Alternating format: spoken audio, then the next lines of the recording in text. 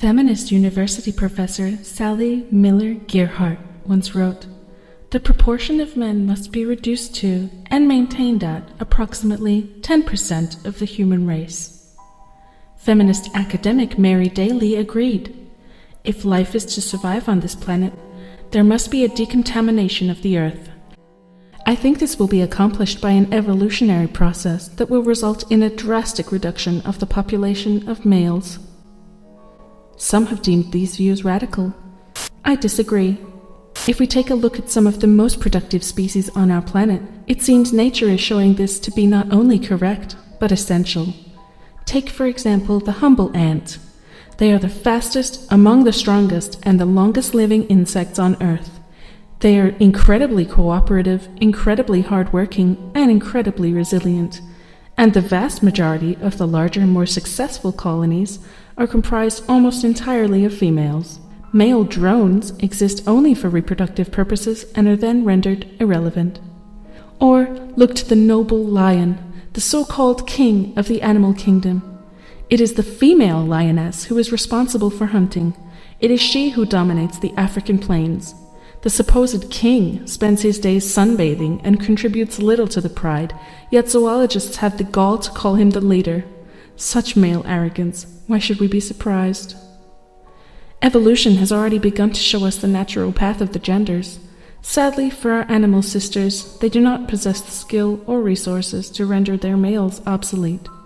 They are still held ransom by the singular factor that it is males who produce sperm. For so long, we too have been held hostage by this same circumstance. This one fluke of evolution has led to the catastrophic situation our planet is in now, with men in charge, and the world poised on the brink of atomic annihilation, or simply waiting to be destroyed by climate change as Mother Nature reclaims what males have stolen from her for too long. They have used our biology against us, our vulnerability whilst pregnant and raising children, to rule us with an iron fist. But no longer, I promise you. Our advances in science have led to an abundance of sperm which can be frozen and contained until desired. No more shall men be the gatekeepers who must be paid their pound of flesh before we are granted our right to children. No more shall women be forced to bear any child they do not want because a man impregnated her and the government refused to award her the right to control her body. No more shall women the world over be forced to carry the parasite of a rapist's seed. Men are a dying breed, and they know it. What else would one call the self-proclaimed male rights movement but a last-ditch attempt to deny their obvious obsolescence? They have the audacity to demand the right to legally abort their offspring when that has been a right they have denied women for millennia. They claim that hiring quotas are unfair when there are still millions of girls who are denied education altogether. They sicken me.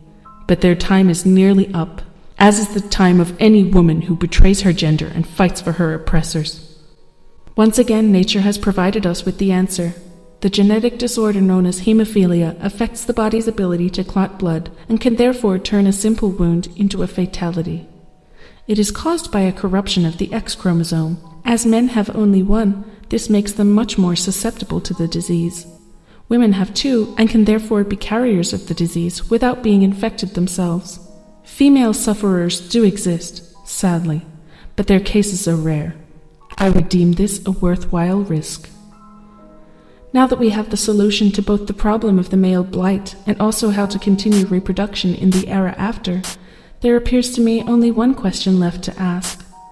Just what do we do with all the bodies? Crops don't fertilize themselves, I suppose.